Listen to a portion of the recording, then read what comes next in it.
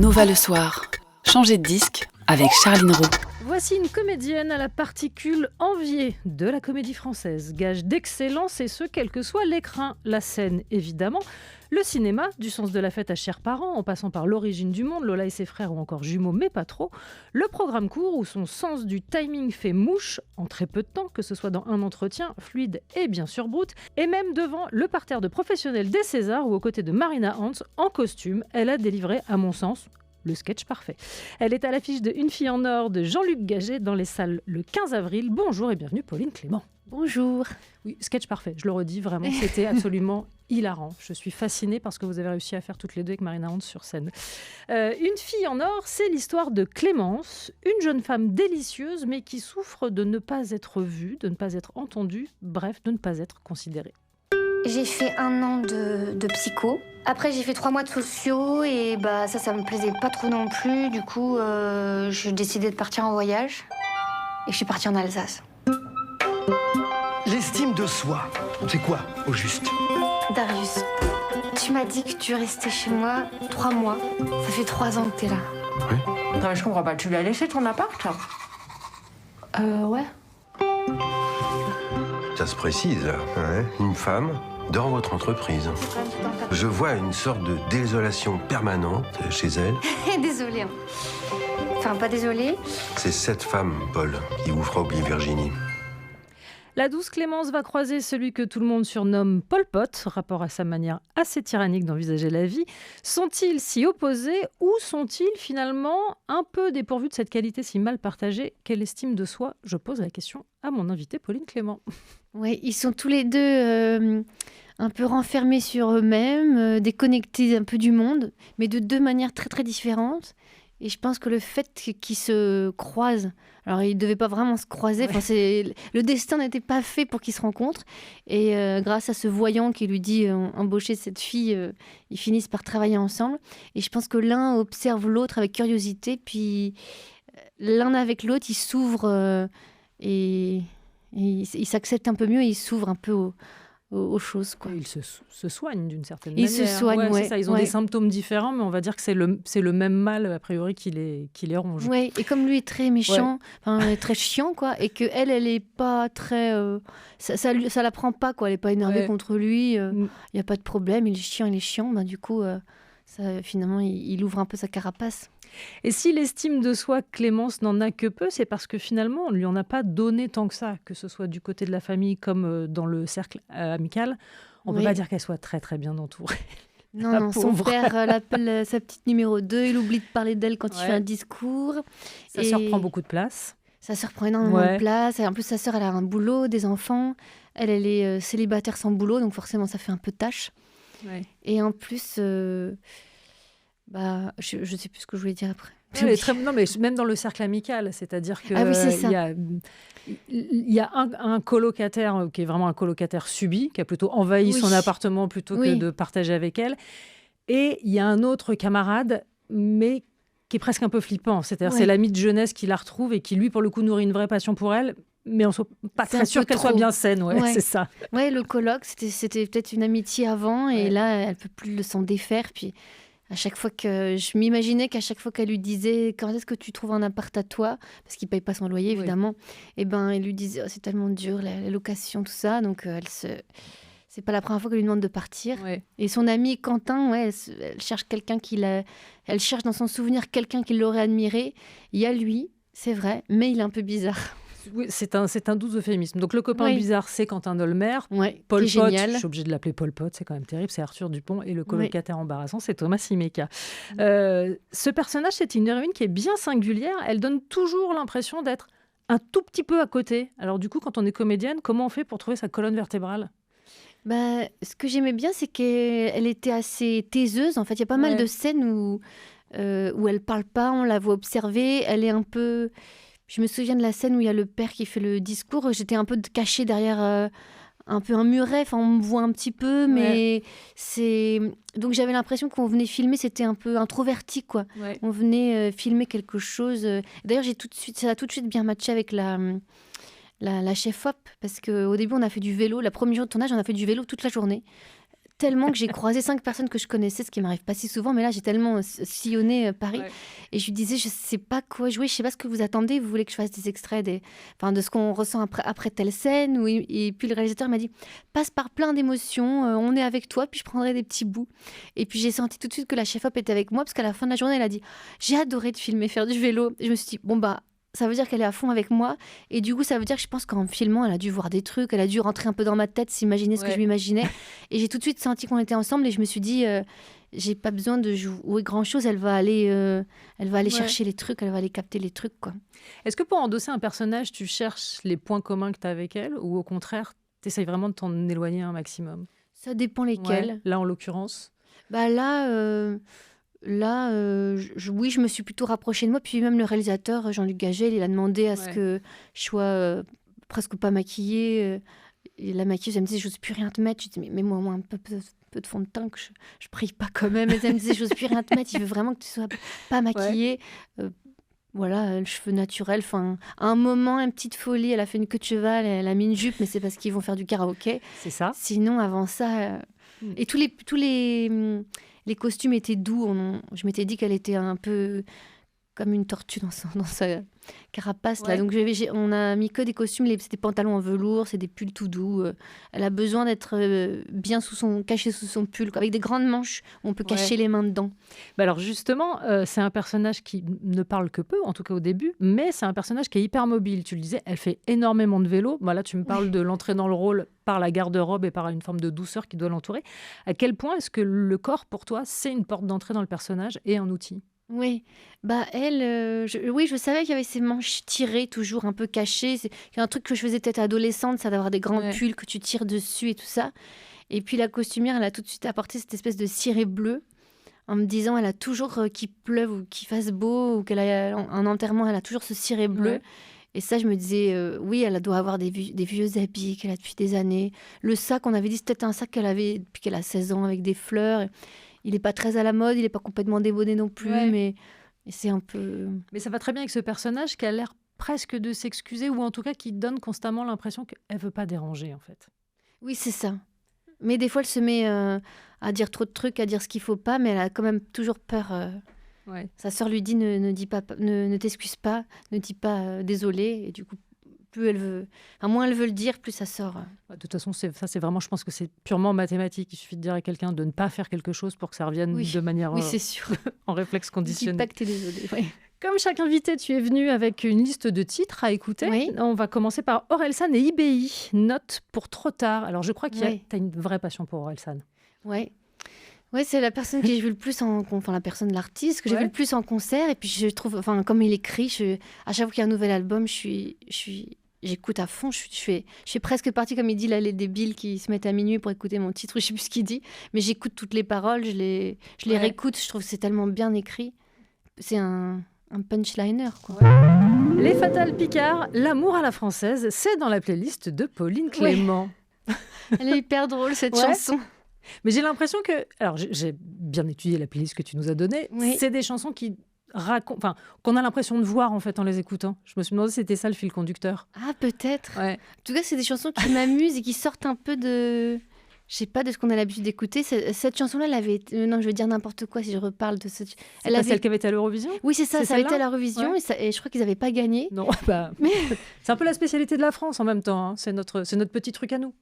Mais je trouvais ça tellement drôle, elle est Ouais. tellement marrante cette chanson, je l'adore. On parle du film Une fille en or qui sera dans les salles le 15 avril. Et ton réalisateur, Jean-Luc Gagé, t'a découvert, dit-il, alors qu'il cherchait sa clémence, dans les vidéos de Brut et du collectif Yes Vous Aime, et ce, sans même savoir que tu étais sociétaire de la Comédie Française. Est-ce que ça t'arrive si fréquemment? Qu'on me repère sur YouTube, Bah oui. à la fois, on a commencé comme ça, c'est-à-dire que moi j'avais... Enfin, au début, je faisais du théâtre, une école de théâtre, j'avais jamais fait de fiction, filmée. Après, au conservatoire, on a eu quelques cours de cinéma, mais ça restait minime comparé Ouais. au théâtre. Et après, Bertrand Husklepp et d'autres de mon école ont dit, on va peut-être faire des vidéos sur Internet, comme ça on va pouvoir jouer Ouais. des trucs. Et c'est ma première expérience avec le micro, la caméra, tout ça. Donc après, quand j'ai dû jouer dans un film, je me suis dit, non, mais je sais, je vois. C'est à peu près pareil, sauf que nous, c'est plus à l'arrache. On fait le montage nous-mêmes. Et au début, on mettait du papier peint nous-mêmes. Enfin, on faisait vraiment tout nous-mêmes.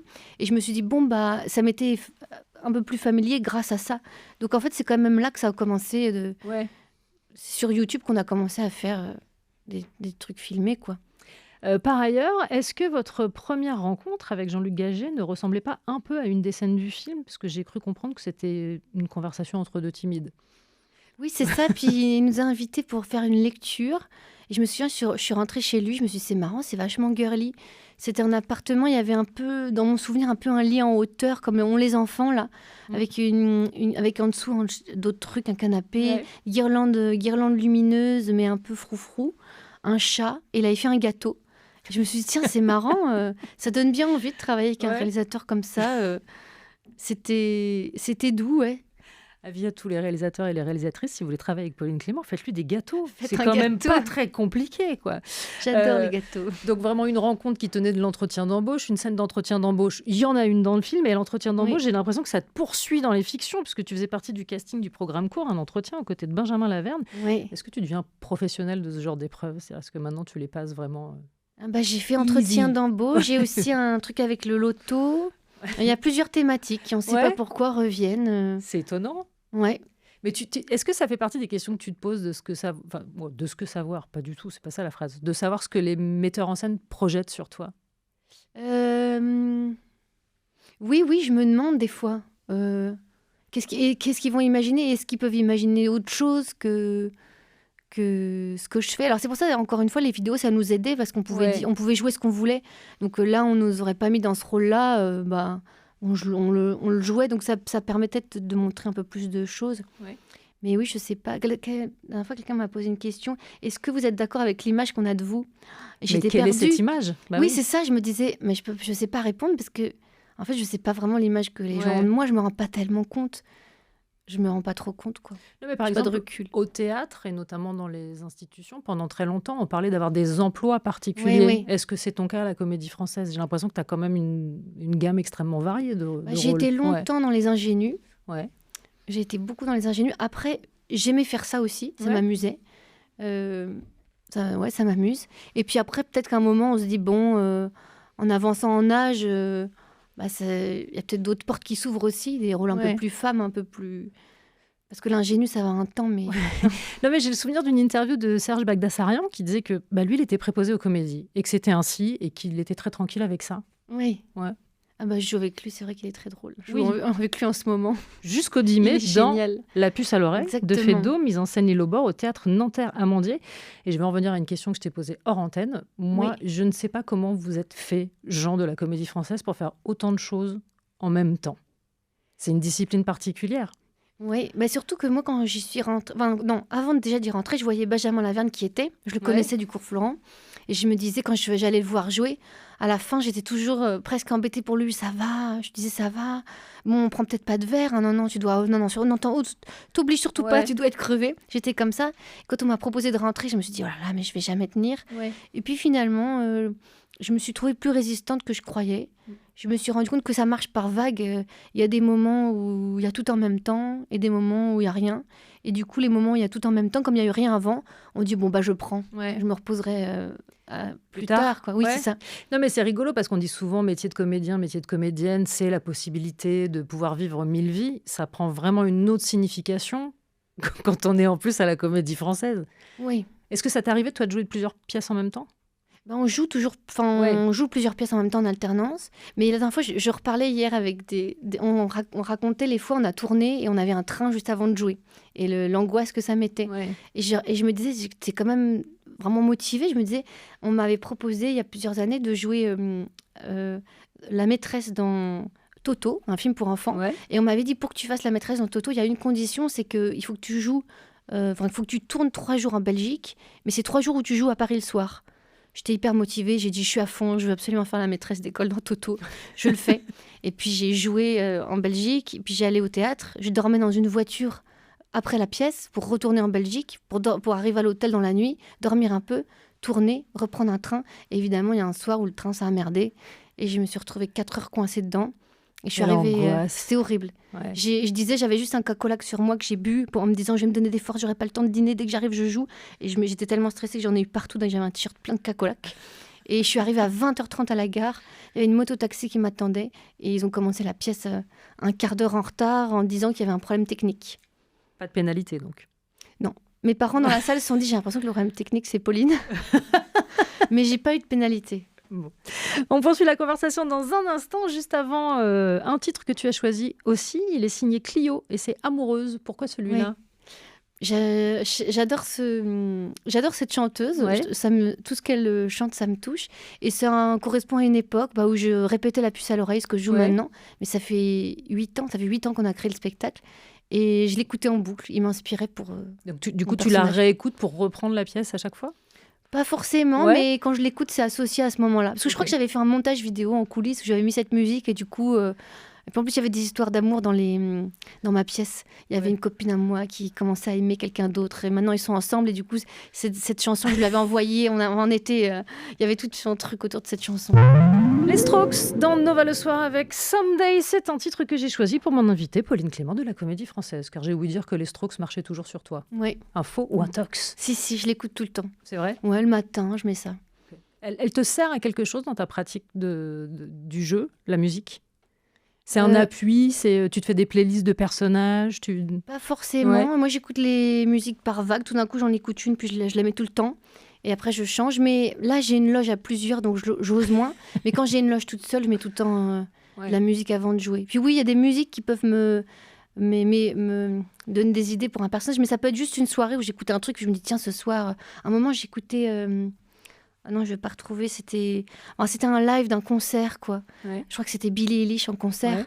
Ouais. Et c'est tellement puissant. Tu entends les gens autour et tout. Cette musique, quand j'ai pas trop le courage, où je me disais, ce soir, je vais aller jouer, je me mettais ça. Et c'est tellement puissant que après, tu as envie d'y aller. Tu te dis, allez, je vais aller faire le live.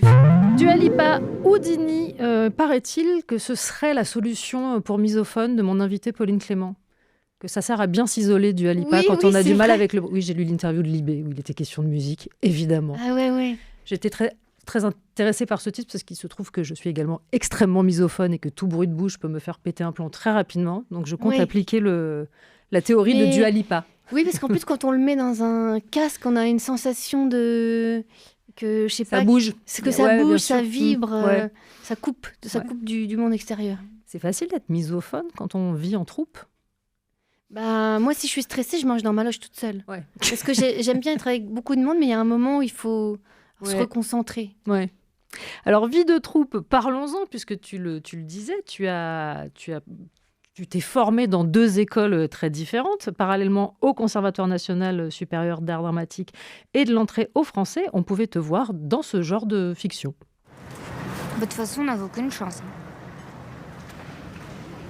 Parce que j'ai vraiment une tête bizarre dans le sketch. C'est choquant, on voit que ça. Je sais pas si c'est la caméra ou si c'est parce que j'ai une tête de tortue, mais je suis grosse et maigre en même temps. J'ai l'impression d'être un peu la bonne copine, un peu moche, qui garde les sacs pendant que les filles vont faire du roller avec les garçons. Avec le collectif Yes vous aime, donc ça faisait partie des premières vidéos. Là, c'est un sketch qui est intitulé les Cyprien Awards. Il y a eu ensuite Brute. Est-ce que tu as senti les effets croissants de ces vidéos-là ? En fait, j'ai pas vraiment senti les effets croissants. J'ai juste senti que il y a eu le moment où on s'est confiné, le confinement. Ouais. On faisait déjà Brute avant. Ça commençait à marcher un peu plus, mais comme ça avait été fait tout doucement, c'était pas fou. Et puis le confinement, c'était quand même long, c'était quand même 3 mois.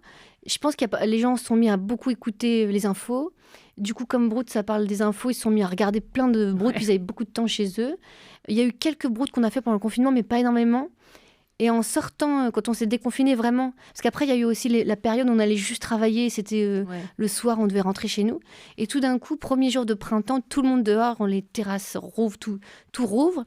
Et là, je vais dans la rue, et justement, j'étais avec Bertrand et je sais plus qui, peut-être qu'il y avait Johan Cuny avec nous, je sais plus.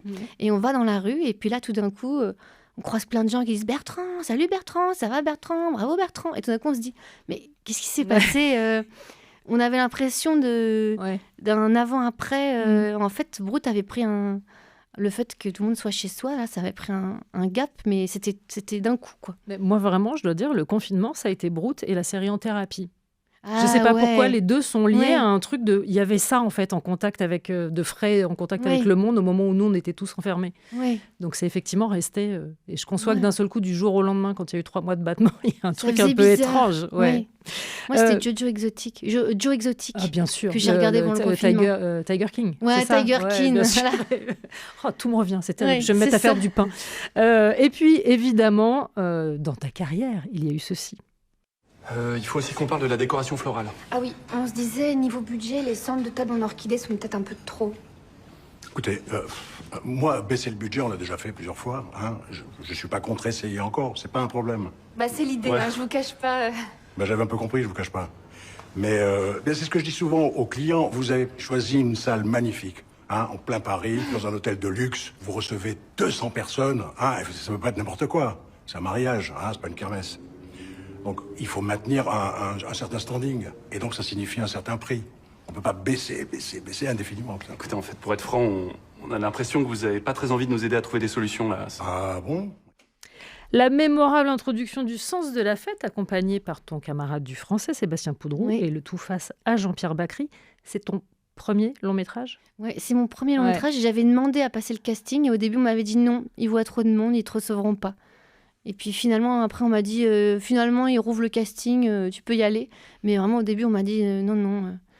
J'avais même pas accès de base au casting pour faire ce rôle-là. Quoi. Ouais. Et alors, quel souvenir tu gardes de ce plateau? Bah, moi, j'étais hyper intimidée Ouais. et c'était hyper joyeux parce que c'était leur dernier jour de tournage. Ils avaient tout tourné. Tout ce film génial, quoi. Et donc, j'étais arrivée, le coiffeur avait dit, on va faire une blague au réalisateur, Nakash Toledano, on va te faire une coiffure pas possible et tout. Et moi, j'osais même pas le dire, je voulais pas faire cette blague parce que je connaissais personne. Ouais. Il voulait que j'arrive avec un palmier sur la tête. Et après, on a fait la scène. Et alors, on a fait toute la scène. Et puis après, ils ont dit à Bacry, ah, on doit tout reprendre, on est désolé, le plan sur toi, ça marche pas. Il a dit, non, mais je suis plus dedans, là. Non, mais on doit tout reprendre. Ah, bon, bah allez, on le refait. Mais il était un peu genre, on y a passé l'après-midi. Ouais. Et donc, ils ont remis les caméras, ils ont dit action. Il a commencé à refaire la scène. Et tout d'un coup, ils ont mis de la musique à fond. Ils ont dit, c'était une blague, c'est le dernier jour de tournage. Et tout le monde s'est mis à danser. Et moi, j'étais un peu timide, j'ai un peu clapé des mains. Et Ouais. je trouvais que c'était trop joyeux. Mais j'étais quand même assez timide.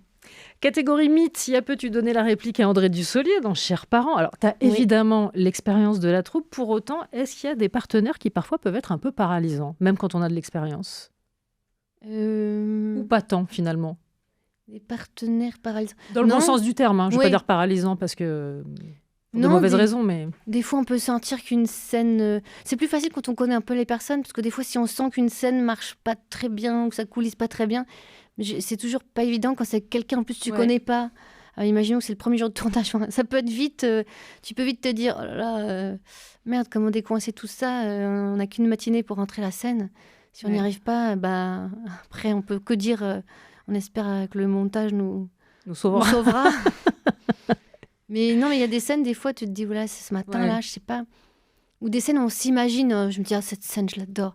Quand je vais la faire, je m'imagine trop un truc, puis finalement, il fait froid, c'est trop tôt le matin, t'es pas du tout dans l'état que tu pensais. Et tu la joues pas comme tu pensais que tu la joues. Tu la Ouais, joues pas ouais. comme tu pensais. Tu t'es fait un monde. Et... Ouais. Et non, finalement Ouais, non. non. Puisqu'on parle de troupe, j'en profite aussi pour vous annoncer que le 22 juillet sortira un chef-d'œuvre de comédie, je pèse mes mots, un film écrit et réalisé par Martin Darondeau et Bertrand Huskla de la Comédie Française. Moi, ça m'a époustouflé et on aura l'occasion, évidemment, d'en reparler. Dans la playlist de Pauline Clément, Parcells, Overnight, tout Parcells, j'ai l'impression, non? Tout Parcells, tout Ouais. Parcells. Et alors, pourquoi est-ce que tu as choisi celui-là aujourd'hui? Je sais pas, c'est celui que je mets en général Ouais. en premier, et après, je laisse défiler plein de Parcells. Allez. Amy Winehouse, You Know I'm No Good, et toujours en compagnie de Pauline Clément de la Comédie Française. Mais je sais que c'est pas contractuel en fait. C'est une légende le fait de dire qu'il faut l'annoncer à chaque fois. Si, non, Il faut peut-être. c'est juste sur les génériques C'est ça. dans les films, mais on n'est pas du tout obligé de le Mais dire comme à je voix suis pas haute. en train de faire un générique, j'ai le droit de dire Pauline Clément tout Ah court. oui. Ouais. Je me sens plus Pauline Clément finalement. Moi j'aime bien la particule, hein. Je trouve ça toujours un peu chic. Ouais. Il ne plus qu'à se promener avec C'est un une peu couronne et un intimidant, sceptre. presque. Il y a un truc un peu. Moi, je trouve Oui. ça hyper chic. Mais bon. J'ai préparé quelques extraits grâce à Melvin, avec qui je collabore sur cette émission. Ce sont des extraits de fiction qui, je crois, sont susceptibles de te parler. Je te laisse les identifier et éventuellement m'en dire un mot. C'est le moment où il faut que tu mettes le casque. Et on démarre avec un petit extrait de bande-annonce. Ladies and gentlemen, welcome to the show.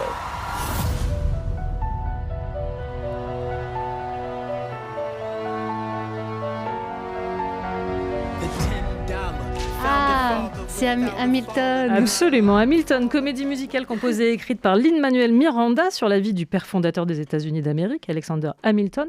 La comédie musicale est disponible sur Disney+, je le dis pour ceux qui ne l'auraient pas vu. Pourquoi est-ce que tu as une passion pour Hamilton ? Est-ce que c'est parce que c'est de la comédie musicale ou c'est vraiment celle-là en particulier ? En fait, c'est marrant parce que j'écoutais les... Enfin, quand on m'a dit à cette nouvelle comédie... Je garde le... Oui. Il y aura d'autres extraits après, mais tu peux si tu... Quand on m'a dit, il y a une nouvelle comédie musicale qui est géniale, écoute la musique, quoi. J'ai écouté ces musiques, j'ai trouvé complètement dingue, sachant que moi, je parle très très mal anglais et je comprends pratiquement rien. C'est la rythmique qui me plaît, c'est les groupes, comment ça s'articule et tout. Je trouvais ça trop beau. Je suis allée voir la comédie musicale, j'ai pas tout compris parce que je parle vraiment très très mal anglais, mais j'ai été ça m'a scotché. Puis je sais pas, les acteurs qu'il y avait, c'était des acteurs que j'ai pas l'habitude de voir un groupe comme ça sur scène. C'était trop beau, je trouvais ça très puissant. Ok. Extrait suivant. Monsieur, c'était ma mère, monsieur. Et ta mère, qu'est-ce qu'elle a encore? Elle est morte. Les 400 coups. Les 400 coups de François Truffaut, qui je crois fait partie de tes films de chevet. Vrai ou faux? Ouais. Encore maintenant, c'est un film que tu arrives à revoir, et est-ce que tu as réussi à identifier ce qui te touche en fait? C'est l'échec scolaire. Quand on regardait ça avec mon petit frère, on était tous les deux en échec scolaire, on regardait cette histoire, lui avec sa mère qui s'occupe pas très bien de lui, il part, qui vole du lait. Et puis j'adore les enfants qui jouent, il est jeune, c'est pas comme dans l'autre film qu'il a fait où il y a vraiment des dialogues avec des enfants, un truc sur l'argent, je sais plus comment ça s'appelle. J'ai pas. Mais en tout cas, les enfants qui jouent ensemble, je trouve ça trop beau. C'est un film que tu as vu tôt? Oui, je l'ai vu assez petite. Ouais. Et j'étais toujours triste quand il... Enfin, c'est joyeux parce qu'il s'échappe de sa pension, mais il marche vers la mer, on ne sait pas trop où il va aller, qu'est-ce qu'il va faire, c'est quoi son avenir, on ne sait pas trop. Mais tu crois que potentiellement, ça a pu faire germer chez toi l'idée que tu pouvais jouer, en fait? Que c'était aussi une option? Je crois pas, mais ça m'a envoyé du rêve de ce garçon qui se rebelle, qui va dormir ailleurs. Ça m'a envoyé du rêve. Après, par contre, en voyant toute la filmographie, le même acteur filmé dans plein de films. Jean-Pierre Léaud, c'était... Enfin, suivre le personnage comme ça, Antoine Doinel, sur plusieurs films, je trouve ça trop beau. On poursuit avec une affaire de retrouvailles. Josh! Pack a punch? Oh my God! Oh my gosh! I had such a great time that summer. If I'd known you turned out to be so successful. Qu'est-ce que c'est? Une série partiellement musicale. Crazy Ex-Girlfriend, série créée par Aline Brosh McKenna et Rachel Bloom qui en tient le rôle principal. Pour ceux qui ne l'auraient pas vu, c'est l'histoire de Rebecca Bunch, qui est une avocate, qui est assez brillante mais qui est en pleine dépression. Et un jour, par hasard, elle tombe sur un garçon qui lui avait brisé le cœur 10 ans avant. Lui dit qu'il déménage et sur un coup de tête, elle décide de le suivre dans une ville où elle ne connaît rien ni personne. Est-ce que c'est l'aspect musical de cette série ou est-ce que c'est parce que c'est une héroïne qui elle-même est un peu en décalage avec le monde? Ah ouais, moi, elle m'a fascinée. Sa façon de jouer, de rentrer dans les scènes, ce personnage féminin qu'on suit. En plus, elle a écrit. Donc je me disais, mais c'est dingue. Mais je me disais, mais qui est cette meuf? Hyper drôle, hyper assumée, complètement libre, à faire des blagues sur elle-même. Puis les parties clippées, chantées, elles sont folles. Il y en a que je re-regardais, je retourne dans un épisode. Il y en a une où c'est le cours de yoga avec la nouvelle copine de son ex qui est sublime et elle s'inscrit à son cours de yoga. Et cette série, je l'ai adorée. Extrait suivant. Elle est où ta femme? J'ai aucune idée. Antoinette, je suis pas là la semaine prochaine. On part tous les trois dans les Cévennes. Antoinette dans les Cévennes. De Caroline Vignal avec Benjamin Laverne et Laure Calamy. C'est une comédie qui t'a beaucoup plu. Ouais, je me disais, mais comment ils ont fait pour tourner ça? J'ai l'impression que les acteurs étaient tellement libres. Parce que l'histoire, le pitch en lui-même, en fait, il est tout simple. Enfin, c'est pas l'histoire, elle est pas forcément haletante, mais les acteurs ont l'air tellement en totale ouverture, liberté, que ça ça m'a fait rêver. Et enfin, dernier extrait. Monsieur Carnero a écrit au juge pour enfants. Il veut que son fils retourne vivre avec lui. Ah, ça c'est La vraie famille. De Fabien Gorjard. Ouais. C'est un cinéaste auquel tu es sensible. Ouais. Parce qu'il y a un autre film, là pour le coup plus dans le registre de la comédie, qui s'appelle C'est quoi l'amour, qui sortira le 6 mai. Je crois que tu aimes ces 2 films. Ouais, j'adore. Oui, j'ai eu un informateur. Ouais. Mais en fait, c'est... Parce que des fois, on me dit, est-ce que tu préfères la comédie ou est-ce que tu voudrais aller faire des trucs dramatiques? Enfin, on me pose souvent cette question.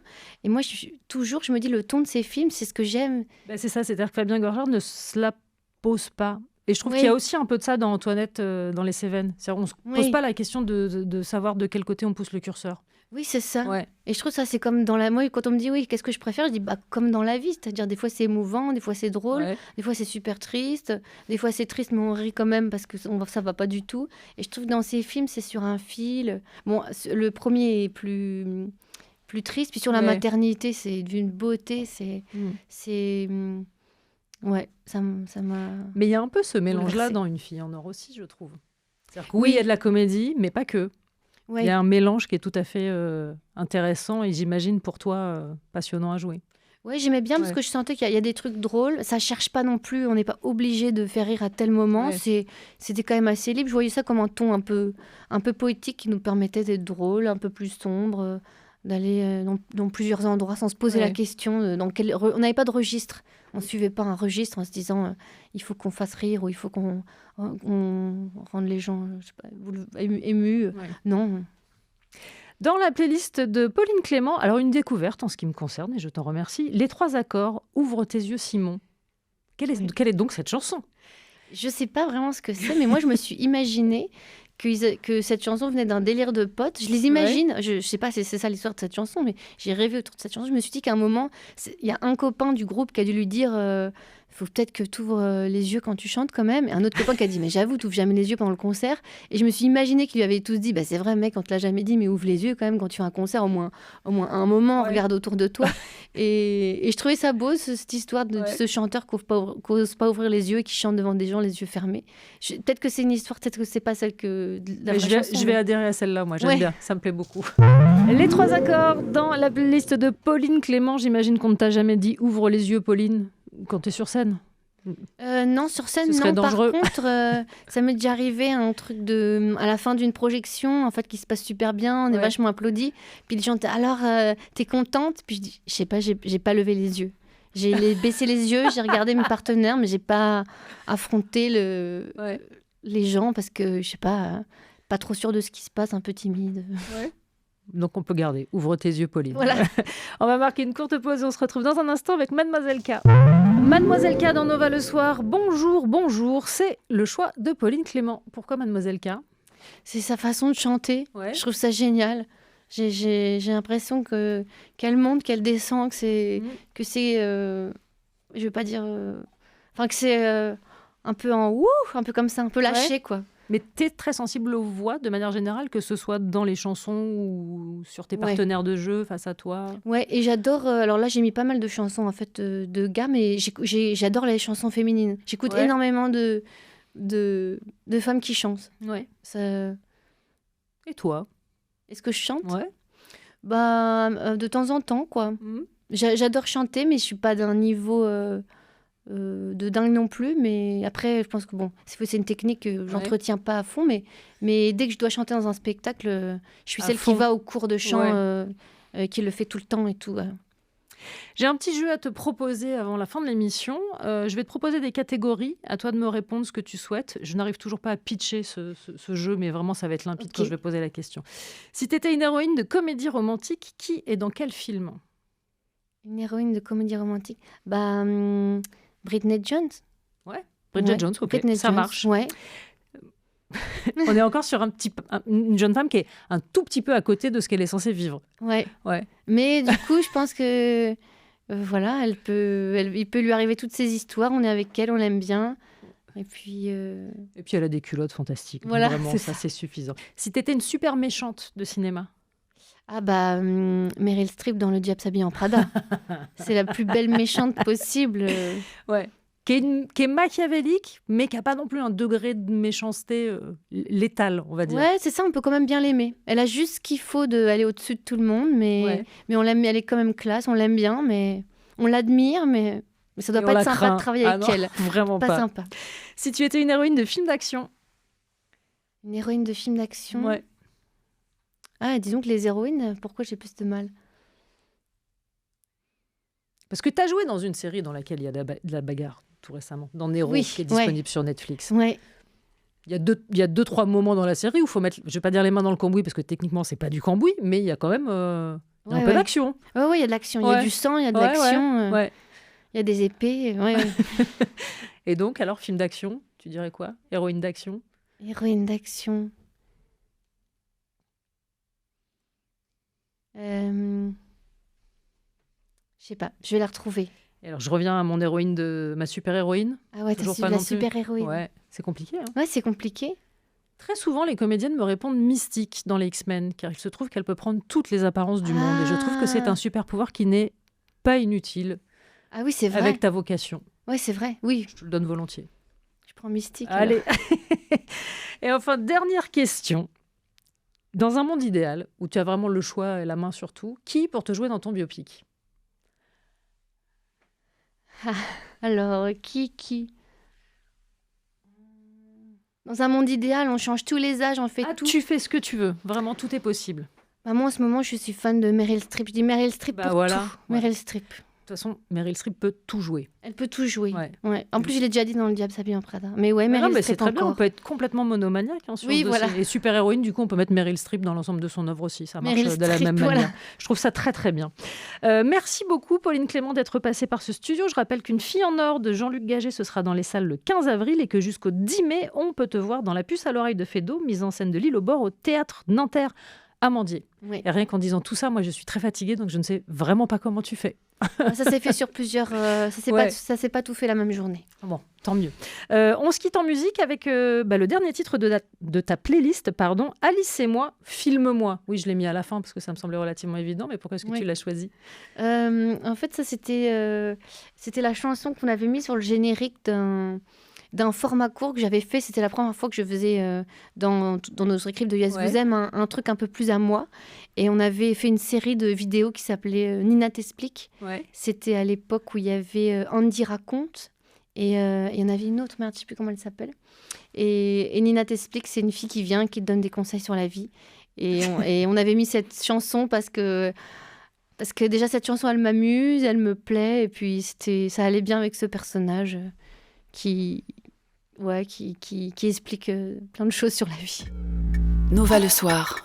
Changer de disque avec Charline Roux.